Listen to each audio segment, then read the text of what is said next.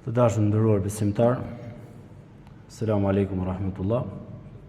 Paqja me shira begati Allahut qoftë mbi gjithë ju. Allah ju shpërbleft për prezencën tuaj.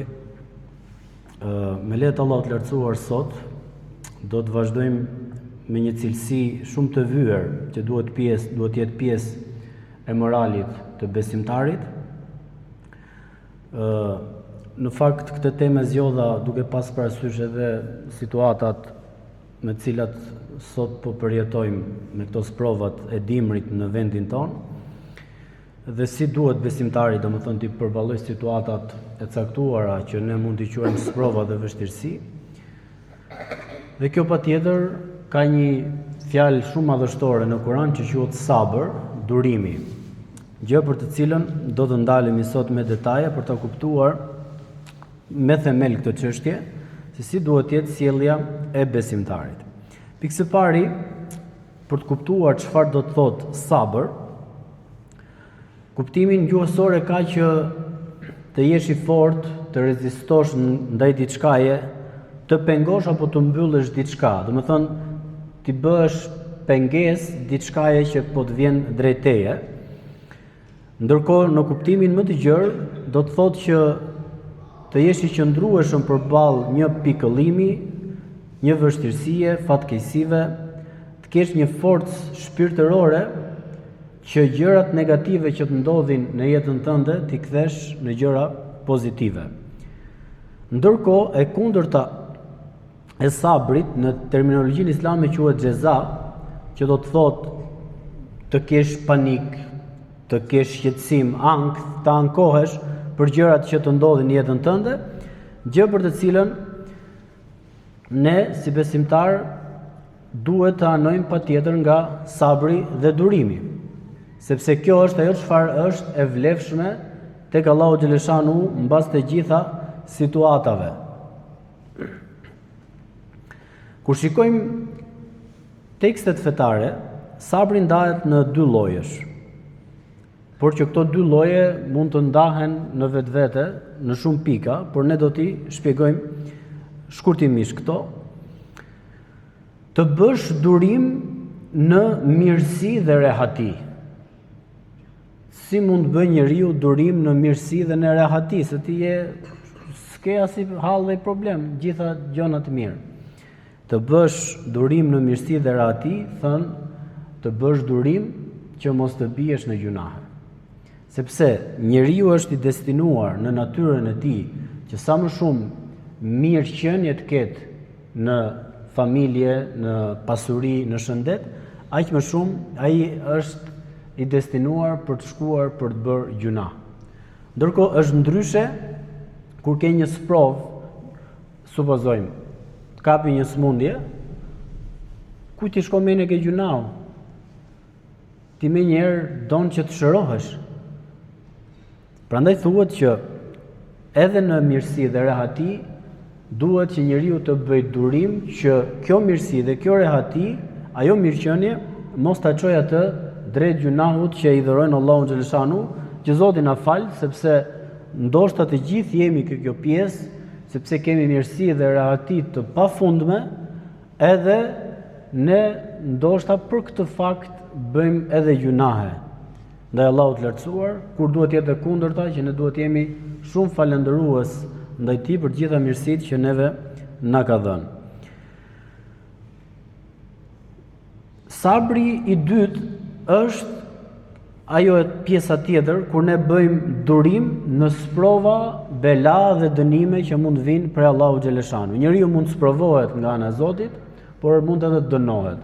Dallimi vetëm midis sprovës dhe dënimit është se sprova që të vjen ty, nëse të afron me Allahun, nëse ti bësh durimtar, je më i qëndrueshëm në fe, je më i forcuar në namaz, edhe pse të ka rënë një sprovë, do të thotë kjo është sprovë që Allahu të ka dashur me të sprovu, por nga ana tjetër mund të jetë bësh shkak një sprovë e madhe në jetën tënde, që ti të vish në xhami, ti të vish në namaz. Ka shumë raste të kësaj natyre, që njeriu mund të sprovohet me një sprovë që ndoshta se kishte menduar ndonjëherë në jetën e vet, por është shkak ajo sprova që ai thotë o Zot, Dhe në fakt është ligji Allahu xhaleshanu. Ai don që njeriu t'i thrasë atij o Zot në kuptimin e kërkimit të ndihmës. Por njeriu ndoshta harron nga kjo mirëqenie tepërt, është sprovuar në mirëqenie dhe pikërisht kjo mirëqenie ka larguar nga Zoti, Allahu i çon më pas ndoshta një goditje të rëndë që ka të bëjë me të mirat e kësaj bote materiale, gjë për cilën ai pastaj thot o Zot. Po s'tha dhe në këtë rast o Zot, atëherë ai meriton automatikisht hidhërimin dhe dënimin e Allahut xhaleshanu.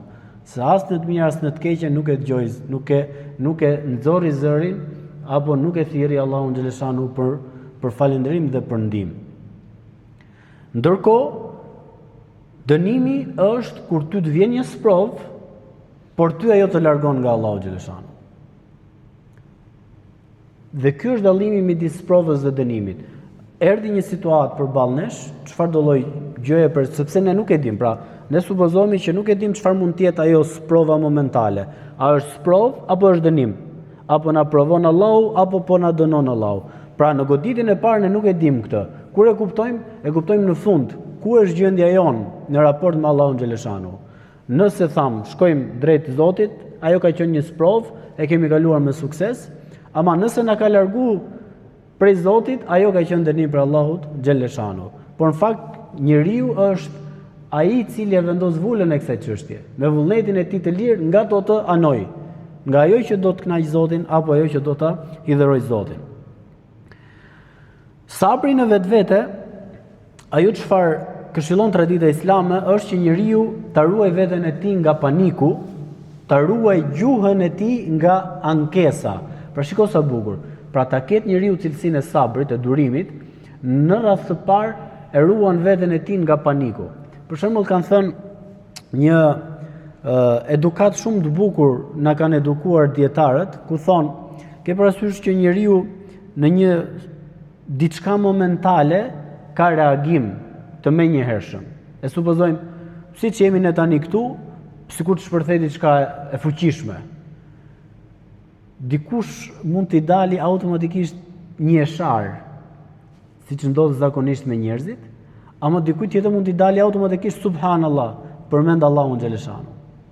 Pikërisht kjo edukat që është marrë nga ana jon, prej burimeve islame, traditës islame, është për këtë fakt, se ti e ke edukuar veten me sabër, sido që të vi, ti prap kanalizohesh tek Allahu xhaleshanu. Dhe dietarët kanë thënë që edukoje veten në këtë formë, edhe po si ishe edukuar me këtë lloj sabri, që çfarëdo lloj gjëje që të ndodh papritur, mund ndodhi një aksident makine, mund ndodhi një rrëzim tok papritur, ku ta di unë, çfarëdo lloj gjëje papritur që ti s'e ke mendjen fare, mësohu që të përkujtosh Zotin, jo të shash. Se kanë thënë, po ti edhe i momenti i fundit i jetës tënde, sa i kuptohet është diçka e rrezikshme. Po ti edhe i momenti i fundit i jetës tënde, atëherë o iken duke përmend Zotin, o iken duke shar. Dhe kështu kjo, kush e zotëron këtë cilësi? E zotëron ai i cili ka sabrin pra, ka kultivuar durimin për kënaqësi të Allahu xhaleshanu. Sabri thotë është që të ruash gjuhën nga ankesa, mos të ankohesh tek Zoti xhaleshanu. Në fakt këtu ka edhe një problem edhe me ne, që kemi marrëdhënie me njëri tjetrin, për shembull, smuret dikush prej nesh, i futemi gjërave deri në detaje për të zhbiruar, po si shkove, po more në ilaç, po çfarë tha doktor, ç'pun ke me tjetrin. Ai ndoshta nuk do të nxjerrë asgjë nga goja, është duke duruar me atë veten pradër Zotit xhaleshanu. Kjo kurioziteti i tepër që futemi duke zhbiruar njeriu me patjetër, ndoshta i nxjerrim atij edhe fjalë që ai ankohet më pas. Çfarë i bëjmë gripi rënd? Na kemi 3-4 ditë me temperaturë, më kupton? Dhe kjo është ankesë në fakt. Ndërkohë besimtari duhet të duroj. Duhet të duroj, se do të vi pak më poshtë për disa shembuj që ti krahasojmë me provat e jetës tonë, këto tonat janë për të qeshë, kupton? Domethënë nuk mund të krahasohen me provat që Allahu subhanahu wa taala ka dhënë në shembuj të qarta në Kur'anin fisnik tek profetët e tij, të shumë që përmenden në Kur'an. Po ashtu sabri na mbron gjymtyrët tona nga sjelljet e shëmtuara. Siç tham, duhet bëj njeriu durim që mos përfundojë në sjellje të shëmtuara, në gjunahe të cilat pikërisht mundet ta hidhërojnë Allahun xhaleshanu. Dhe pikërisht ruajtja e qetësisë është një begati e madhe nga ana Allahu xhaleshanu kur neve na godet një sprov, kështu që në çfarëdo lloj situate ne ankesën nuk duhet ta kemi kurse shprehje të fjalëve tona. Por mbi gjitha ne themi një fjalë madhështore në traditën islame, thuhet elhamdulillah ala kulli hal. Falënderimi tek Allahu për çfarëdo lloj gjendje që më ka lënë në këto momente. Ajo e ka hajrin e vet, sepse ne e dimë ama që durimi për çfarëdo lloj sprove që mund të vi, qoftë sëmundje nga e vogla tek më e madhja, profeti sallallahu alaihi wasallam ka përgëzuar që njeriu do t'i shlyejë gjunahe. Ka thënë edhe nëse një gjem futet në trupin e njeriu dhe njeriu ndjen dhimbje për të, por është i mbështetur me tawakul tek Allahu, nuk ankohet, por përpiqet ta zgjidhë me gjitha fuqitë që ka, por gjithashtu duke pritur dhe duke mbështetur tek Allahu xhaleshanu, ai edhe një gjemb do t'i shërbejë atij për t'u falur atij gjunahet. Kur edhe një gjemb që është minimal, çfarëdo lloj sprove tjetër që mund të na vijnë në jetën tonë, qofshin shëndetësore, qofshin financiare, ekonomike, familjare, shoqërore, të gjitha këto le të dimë që nëse ne do t'i përballojmë me durimin dhe maturinë e duhur, ne do të kemi sevape tek Allahu xhaleshanu. Thot Allahu në Kur'an për ta qartësuar këtë kontekstin që folëm sa më lart, fa amma al-insanu idha mabtalahu rabbuhu fa akramahu wa na'amahu fa yaqulu rabbi akraman. Dhe këtu Allahu flet për një karakter njeriu, një karakter i cili në fakt nuk duhet të jetë. Është karakter shumë i keq. Dhe Allahu ka treguar këtë shembull që ti mos bëhesh si ky karakteri. Dhe thot, marrim një njeri, thot Zoti, dhe këtë njeri, sepse Zoti e ka quajtur në këtë rast edhe dhënien me bollëk të mirësive, edhe shkurtimin e mirësive dhe begative e ka quajtur sprov. Dhe thot, kur njeriu e sprovon Zoti i tij dhe i jep begati, e nderon me begati, me pasuri, ky njeri thot Zoti im më ka nderuar. Pra s'ka si Zoti im. Sa i mirë është Zoti im, që më ka dhënë mua gjitha këto mirësi. Por ama i njëjti karakter që po flitet për këtë njeri, kur thot e sprovon Zoti duke ja paksuar furnizimin e varfëron, ky njeri çfarë thot? Zoti im më ka nënçmuar. Ndërkohë Islami nuk kërkon këtë gjë. Islami në mirësi dhe begati do shukër, falënderim, dhe në vështirësi dhe sprov do sabër, do durim. Imam Gazaliu e ka përkufizuar sabrin me një fjali shumë të bukur, kur thot që sabër, durim, do të thot që të kesh një rezistencë të fortë të ndjenjes e besimit, të ndjenjes fetare, ndaj presionit të dëshirave dhe pasioneve të nefsit. Pra, çfarëdo lloj sprove që të vjen në jetë, mirë apo keq, ti duhet të ruash parimet e fesë. Pra, parimi fetar, ndjesia e besimit duhet të jetë më e madhe se sa dëshirat apo epshet që njeriu mund të ketë për momentin. Kjo do të thotë të jesh durimtar i vërtet sipas botë kuptimit të Kur'anit famëlar. Normalisht, duke qenë se unë thashë lidha dhe pak me situatën të cilën ne ndodhemi, ne duhet kemi parasysh dhe diçka. Njeriu nuk duhet që vetes vet t'i jap bela dhe sprova. Si mundet njeriu t'i japi vetes vet bela dhe sprova? Duke u nisur nga një hadith i profetit sallallahu alaihi wasallam, i cili dëgjon Aliun radhiyallahu anhu që lutte Allahun për durim. O Allah më jep durim, o Allah më jep durim. E dëgjon profeti alaihi salam dhe e pyet Aliun. I thot, se kishte edhe dhëndrin e vet. I thot, ç'a halli ke? Ke ndonjë problem që po e lut Zotin për sabër? Jo, i thot, s'kom as jall as i problem. Po e lut për sabër, pra ideja më jep sabër. Atëherë thot, ti po kërkon bela. Se po të pranohet kjo dua, më jep sabër, dhe ti s'ke një siklet momental, atëherë ti automatikisht po kërkon një sprov që të vi, që të dali duaja e pranuar në pa. Prandaj tha ti mos u lut për sprov, për sabër, për durim, por lutu tha për afjet, lutu për shëndet, për mirësi, për begati në këtë rast. Apo, në momentin që ti me të vërtet e shikon që ke rënë në një sprov, në një debat, në një moment shumë sikletshëm, aty e kërkon sabrin për Allahu xhaleshanu për diçka specifike që ti e shikon që po të bëhet sprov në atë momente. Nisur nga kjo, si njeriu mund të bëhet sprovi vetvetes së tij, duke mos pasur durim dhe maturinë e duhur. Ne kemi thënë shpesh që Allahu këtë dynja ka krijuar si pasojë e shkaqeve dhe sebebeve dhe pasojave. Që do thotë, supozojmë, ti je një punëtor çatije, marrim një shembull. Duke ndërtuar çatin të sosë të durimit, kush punon tani edhe një orë më shumë gjatë kësaj dite, je duke ndërtuar, supozojmë, çatin e shtëpisë tënde.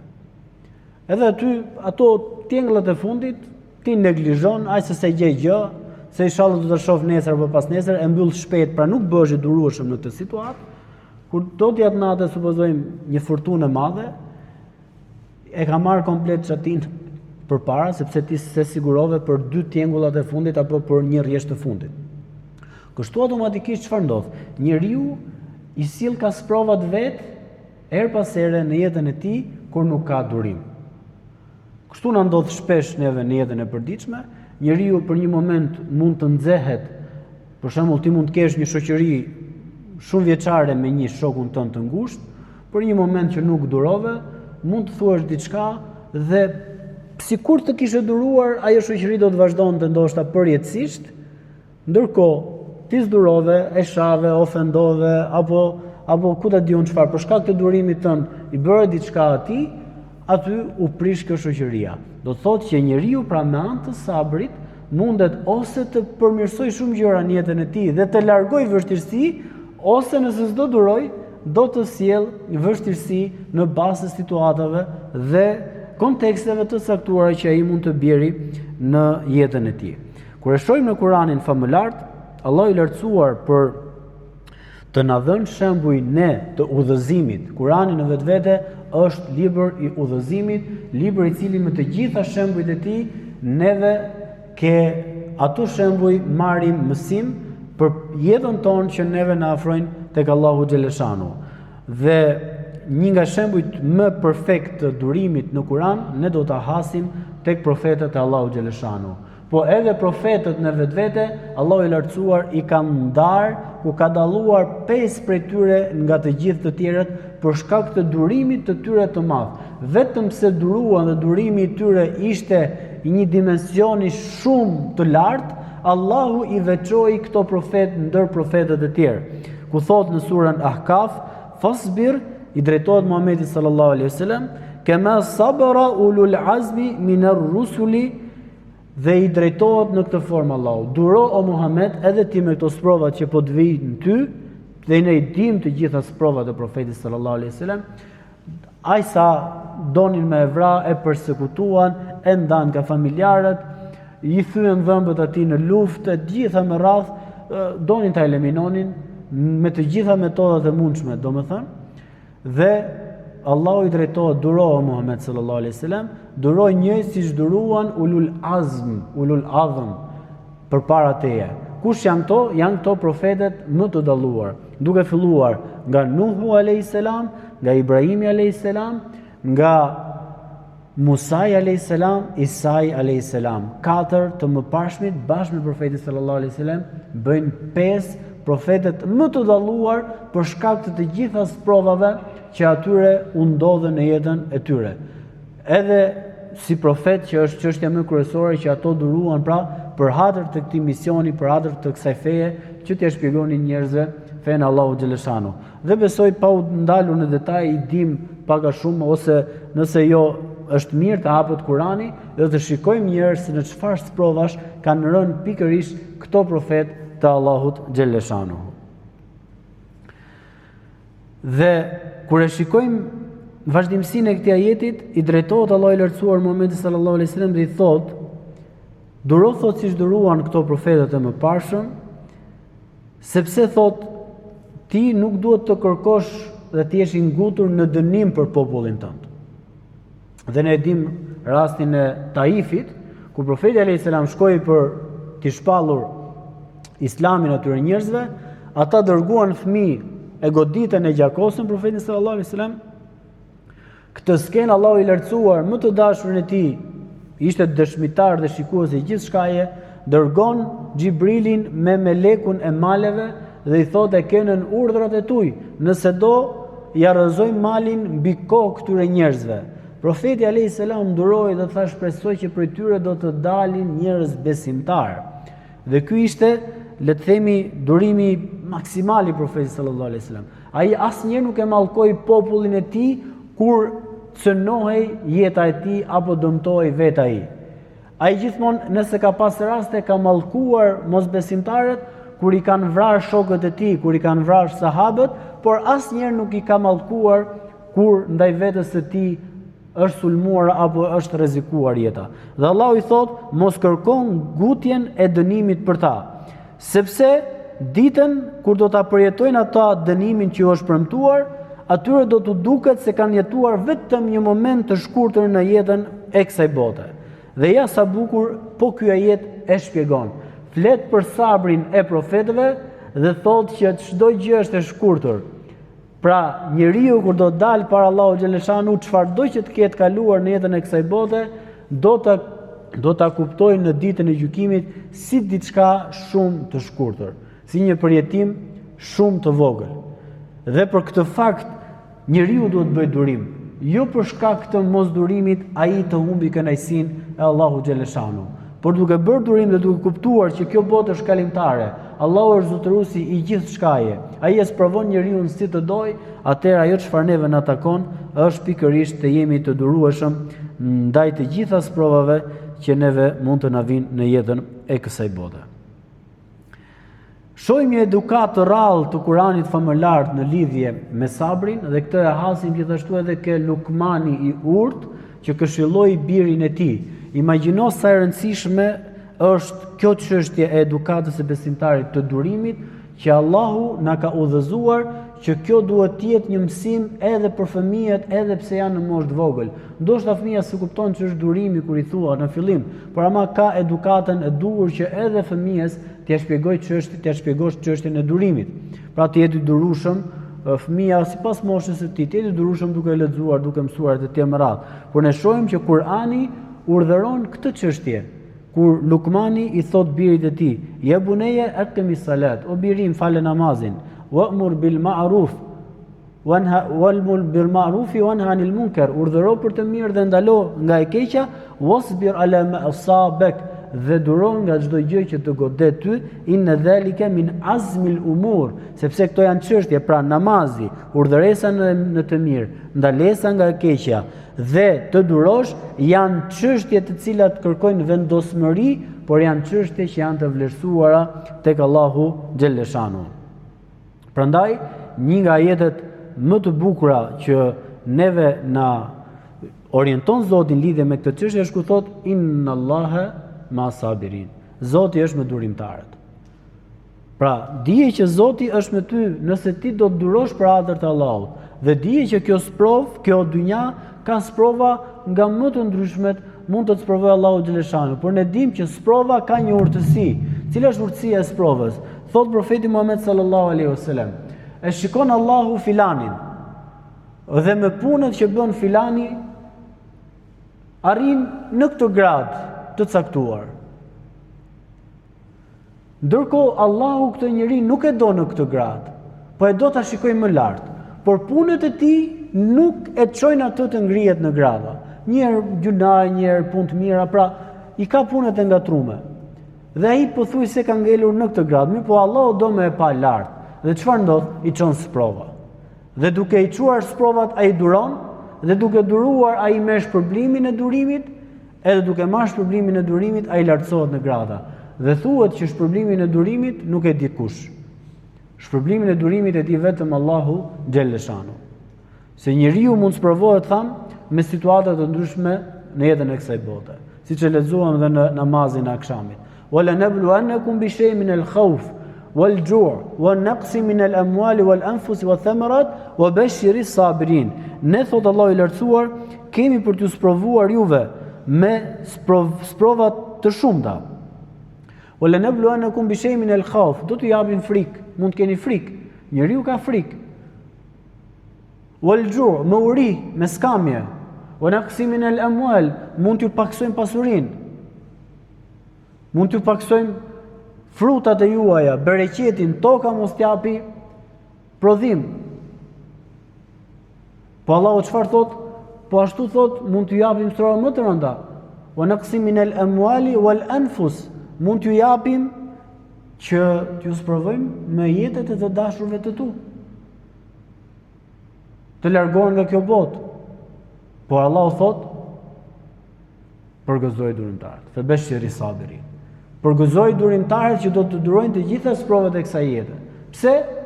Sepse këto durimtarë janë ata të cilët alladhina idha asabetu musibetun qalu inna lillahi wa inna ilaihi rajiun. Çfarë do lloj musibeti që i vjen atyre në jetën e tyre, çfarë do lloj sprove që i vjen atyre, ata kanë vetëm një fjalë madhështore. Dhe kjo është shumë madhështore të dashur vëllezër, për ta kuptuar. Ato thonë inna lillahi wa inna ilaihi rajiun. Te Allahu jemi, tek ai do të kthehemi. Thënë ndryshe, ne jemi të Zotit. Çfarëdo që kemi është e Zotit, fundi jon është tek Zoti, le të ndodh çfarë të ndodh, ne do t'i mbështetemi Allahu xhaleshanu me tevekul dhe me sinqeritet. Dhe do të jemi të durueshëm çfarë do lloj sprove, sepse ne kemi besuar diçka, Allahu xhaleshanu që na ka dhënë jetën, do të na marrë jetën dhe ka premtuar që do të na ringjall ditën e gjykimit, ku në bazë të sjelljeve tona me situatat të ndryshme të jetës, të asaj çfarë ka kërkuar Zoti për t'u bërë apo për mos t'u bërë, ne më pas do të shpërblehemi tek ai Zoti xhaleshanuhu o xhele xhelalu. Prandaj këta janë ata, thot Allahu pastaj në fund të ajetit, që janë të udhëzuarit e vërtet, që e shikojnë jetën në këtë lloj perspektive. Çfarë do lloj sprove ata e adresojnë tek takimi me Allahun xhaleshanu. Profeti Muhammed sallallahu alaihi wasallam do të përgëzonte në hadithet e tij ku thot sabri sabru nur, sabri është dritë. Pra, sprova në vetvete të ngushton, të rrëson, ndërkohë sabri thot është dritë, të ndriçon. Të jetë ta shikosh jetën me një këndvështrim ndryshe, pa u nxituar, me maturi. Sepse të gjithë mund të sprovohemi me sprova të shumta, siç Ariani sprovohet me trafikun, me makinat, me vendin e parkimit, apo jo. Kështu që gjithë secili prej nesh mund të sprovohet, por ama imagjino një veprim i pamatur, bëhesh hasë me tjetrin, zihesh me komshiun. Ja vleti për diçka banale që ti të shkosh në ekstreme? Pse vriten shqiptarët në njëri tjetrin? Për sabër, se s'kan durim. Futi kësaj dhe mendje madhësinë brenda, edhe bëhen dy gjëra që ecë merre vesh. Jam unë që ti, duro vëlla, sepse ajo, siç e tham, për shkak të një durimi momental, mundesh të japësh bereqet jetës tënde, për shkak që nuk mund të durosh në një moment, mund përfundosh duke u vrarë me tjetrin. Prandaj thot, e sabru nur, durimi është dritë që ti të shikosh me këtë dritë e cila të ndriçon jetën dhe jo të të çojë në shkatrimin e jetës. Dhe nuk ka dhuratë më të mirë, thot profeti sallallahu alaihi wasallam, thot askush nuk ka marrë një dhuratë më të mirë dhe më të gjerë, më të bukur se sa sabri. Është mirësi e madhe. Pra njeriu të di se si ti përballoj situatat e ndryshme të jetës. Por, ajo çfarë vlerësohet në traditën islame, është që sabri i vërtet, siç ka ardhur në një ngjarje me profetin sallallahu alaihi wasallam, vërtetohet në goditjen e parë. Një grua po qante pranë varrit të djalit të saj, që kishte vdekur, dhe profeti alaihi salam i shkon nga pas. Dhe i thot, bë durim, i thot. Ajo nuk e pa profetin alaihi salam. Dhe janë ngrin zërin, thot, ku e diti çfarë më ka ngjetur mua që po fleti për durimin. Profeti u largua. Kur ja shpjeguan gruas që ishte i dërguari i Zotit alayhis salam, ai që ta tha atë fjalë, kjo shkon tek profeti sallallahu alaihi wasallam. Por profeti i tha, durimi thash goditjen e parë. Në atë moment që të vjen sprova, aty ai shembulli që thash në fillim. Pra, ty të ndodhi diçka, ti mund t'i fuzesh 1-2 minuta të shamë të ofenduar, pastaj thua, Zot na fal, sabër. Jo, nuk quhet. Nuk e morësh problemin. Pse? Sepse ti kur të fillosh të reflektosh, automatikisht do të durosh. E supozojmë, dhe kjo gruaja mas 2 ditësh, 3 ditësh do t'i zbutet sa do pak dhimbja e djalit, edhe pastaj do thotë, Zot na jep sabër, na takon xhenet me djalin. Por ama 2 ditë e para mund të shkuli flokët njeriu, mund të shjerri fytyrën njeriu, mund të grisi rrobat njeriu për shkak se nuk duron. Dhe pikërisht që të marrësh shpërblimin e merituar të sabrit që e di vetëm Zoti xhaleshanu për te mirësive që na jep ka durimi në jetën e kësaj bote, duhet që të jetë që në goditjen e parë të provës. Aty përcaktohet durimtari i vërtet me atë i cili pretendon që është durimtar. Prandaj dhe kanë thënë që sabri ndaj harameve është farz, Allahu na fal. Pra të durosh që mos bësh haram, është farz, e ke obligim, nuk duhet të ketë diskutim. Pra është një detyrë e domosdoshme që duhet bërë, të durosh që mos bish në haram. Sidomos djemë të ri që mund të jenë pa martuar. Pra është farz për ta që të durojnë që mos bi në zina, derisa Allahu t'i japi rizikun halal të martesës. Pra një shembull konkret. Pra njeriu duhet ta përforcoj sabrin në këtë çështje. Allahu na përmirësoft. Prandaj, po ashtu kanë thonë që sabri ndaj mekruhut është i pëlqyeshëm. Kush është mekruar, janë se ti s'ke qef ta qush haram cigaren për shembull. Të durosh që mos ta pish cigaren është diçka shumë e pëlqyeshme tek Zoti xhaleshanu.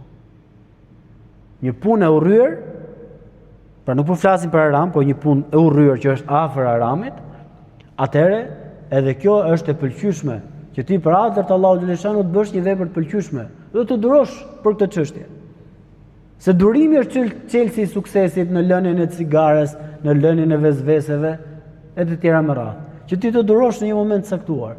Një ditë, 2 ditë, 3 ditë, sa ta mundesh atë dëshirën, atë epshin, si e tha në fillim Imam Gazaliu. Pra sabër do të thotë që të nxjerrësh ndjenjën fetare përpara ndjenjës së epshit. Të nxjerrësh forcën e besimit dhe të durimit përpara dëshirave dhe epsheve të tua momentale. Kjo është sabri i vërtet.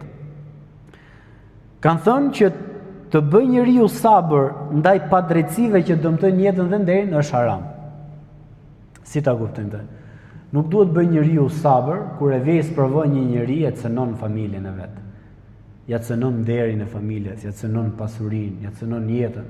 Aty s'ka sabër më. Aty duhet shtuar ndjesia e mbrojtjes, e fuqisë, e marrjes hak ndaj atij që të ka bërë padrejtësi.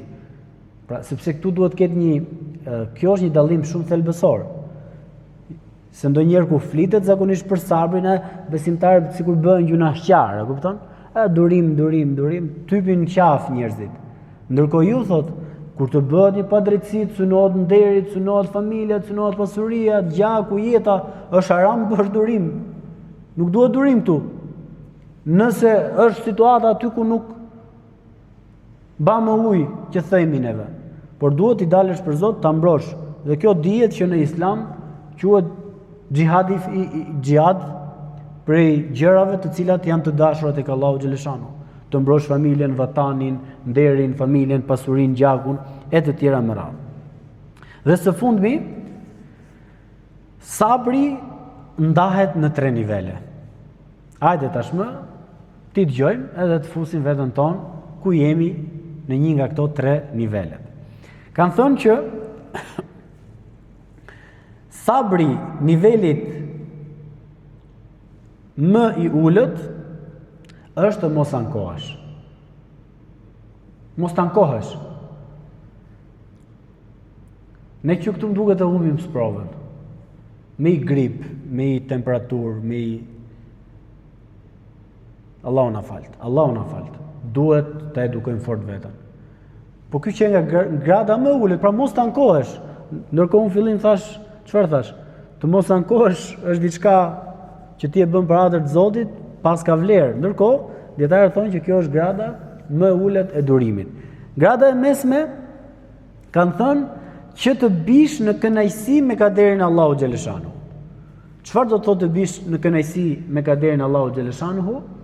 Do të thotë që çfarëdo që të ka sprovu Zoti, edhe me varfëri për shembull, edhe me një smundje, ti thua elhamdulillah, më ka caktuar Zoti xheleshanu. Haj inshallah, e pranoj. Nuk them pse mu më gjeti. Po e tha njeriu këtë, pse mua, është futur në kaderën e Zotit. Ndërkohë po e pranoj dhe tha elhamdulillah, e ka caktuar Zoti për mua, kjo është niveli i mesëm i të duruarit. Po kush që ka niveli më i lartë? Niveli më i lartë është që njeriu të arrijë të falenderojë Allahun edhe për sprovën që i ka rënë. Faleminderit o Zot, edhe për këtë që më sprovove, edhe për këtë shëndet që ma morë, edhe për këtë smundje të rëndë që më dhe, edhe për diçka, faleminderit që më sprovove. Kjo është vështirë, është vështirë të arrijë dikush. Ndërkohë ka një transmetim shumë interesant të profetit sallallahu alaihi wasallam që ka thënë, është dëgjuar duke lutur Allahun xheleshanu profeti sallallahu alaihi wasallam në këtë formë. O Allahu im, nëse kjo sprova që ti mua më ke dhënë, përsëri mua nuk ma ka humbur vendin në kënaqësinë tënde, atëre elhamdulillah. Falenderoj unë ty për këtë sprovë, nëse nuk kam merituar hidhërimin tënd. Por, o Allah, gjithsesi unë kërkoj prej teje mirësi, shëndet, edhe atë që tham afjet në trup, në jetë e të gjitha më radhë. Dhe kjo është një dua shumë e bukur që na ka mësuar profeti sallallahu alaihi wasallam, që sido që njeriu të sprovohet, e pranon atë, i dorëzohet vullnetit Allahu xhaleshanuhu, mendon dhe beson që ka urtësi mbas kësaj, por ama në fund fare ai e falenderon Zotin për këtë sprovë, sepse e di që mund të jetë rritur shumë grada tek Allahu xhaleshanu, mund të ketë marrë shumë shpërblime, por në fund përsëri natyra njerëzore kërkon të jetë larg sprovave. Dhe ky ishte edhe shembulli me nga profetët e Zotit, me Ejubin alayhis salam. Ejubi alayhis salam deri në 7 vite thuhet në transmetime, duroi sëmundjet, i shkonte bashkëshortja, po lutë Zotin të të shëroj. Jo, i thot, sa vite isha unë në bollëk, në mirësi, ati i vdiqën të gjithë fëmijët, iku e gjithë pasuria, i erdhi një smundje shumë e keqe në trup, në lëkur, sa që njerëzit kishin frikë prej smundjes së tij dhe u larguan nga ai përveç bashkëshortës së tij. Dhe ai i thoshte lutë Zotin të të çroj. Ai prap tha elhamdulillah për sabrin. Sa vite isha unë mirësi, për kaq pak vite ta lus për shëndet, të më japi shëndet, u dorëzua vullnetit Zotit deri sa ta ketë caktuar Zoti.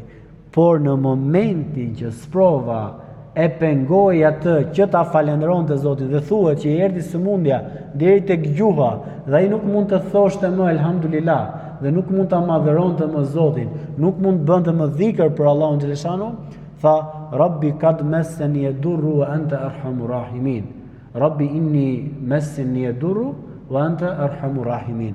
O Allah, mua më ka kapur një sprovë e madhe, ti je mëshirues, mëshirëbërës, dhe këtu kërkoj ai më pas shërim. Pra shohim që natyra njerëzore shkon drejt asaj që do të jetë mirë, por ama duhet që njeriu të kalitet me sabër. Jo që ditën e parë me vrap tek doktori, tek ilaçet, tek gjilpona, tek shumë radhë. Sepse pa kalu sprova, pa u pjek sprova, pa kalu kohën që ka të caktuar Zoti, bëj çfarë të duash ti. Ajo sprovë ty nuk ka për të kaluar sidoqoftë. Prandaj lutem Allahun xhaleshanu që ta bëj këtë mësim të sotëm të begat për neve, të kuptojmë që çfarë lloj sprove që mund të bjerim, pra siç thamë në fillim edhe vëllezërit dhe motrat tona në qytete të ndryshme të Shqipërisë janë sprovuar me përmbytje, Allahu ja letësoft, por nëse njeriu do t'i përballi këto sprova të jetës me besim dhe me këtë dritë kaq të bukur që na orienton Allahu xhaleshanu, vallai ai edhe sikur e gjithë shtëpia, pasuria, katandia të shkatërroheshin, besimtari nuk do t'i humbte shpresat tek Allahu xhaleshanu, po do të ishte besim plot që ajo ka një urtësi, ka një sevap të madh, patjetër nëse do të duroj, dhe patjetër që herët avon do të vi zgjidhja, do të vi lehtësimi nga ana e Allahu xhaleshanu, sepse Allahu ka thënë ligj në Kur'an, fa inna ma'al usri yusra, inna ma'al usri yusra. Nuk ka dyshim se pas vështirësisë vjen lehtësimi, patjetër që mbas vështirësisë vjen lehtësimi. Allahu i lartësuar na dhon mirësi begati, na largoft sprova të cilat siç na ka mësuar në Kur'anin famëlar, Rabbana wala tuhammilna ma la taqata lana bi. O Allah, mos na ngarkos sprova që nuk kemi takat, nuk kemi fuqi që ne t'i mbajmë ato. Walhamdulillahi rabbil alamin. Allahumma salli wa sallim wa barik ala